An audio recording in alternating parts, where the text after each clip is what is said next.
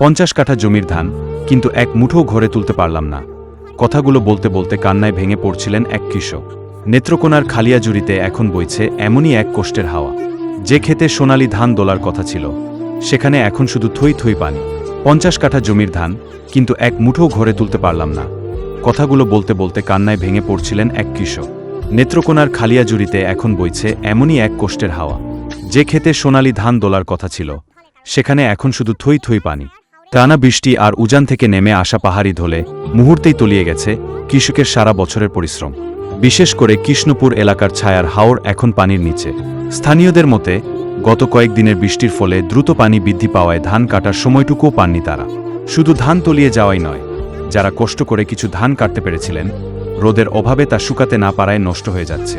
এমনকি পানির নিচে থাকা ধানে অঙ্কুর গজে উঠছে। এর ফলে আগামী দিনে শুধু মানুষের খাদ্য নয়, গবাদি পশুর খাদ্য সংকটও তীব্র হওয়ার আশঙ্কা দেখা দিয়ে। একদিকে প্রকৃতির তাণ্ডব, অন্যদিকে প্রকট হয়ে দাঁড়িয়েছে শ্রমিক সংকট। সময়মতো শ্রমিক না পাওয়ায় ধান কাটাও সম্ভব হচ্ছে না।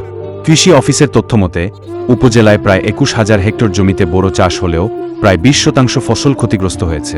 তবে কৃষকদের দাবি, ক্ষতির দুর্ভোগের শেষ এখানেই নয়। আবহাওয়া দপ্তর জানিয়েছে, উত্তর পূর্বাঞ্চলে বৃষ্টিপাত অব্যাহত থাকতে পারে, যা পরিস্থিতিকে আরও জটিল করে তুলবে। এখন হাওরবাসীর মনে একটাই প্রশ্ন, কবে থামবে এই বৃষ্টি? কবে স্বাভাবিক হবে তাদের জীবন?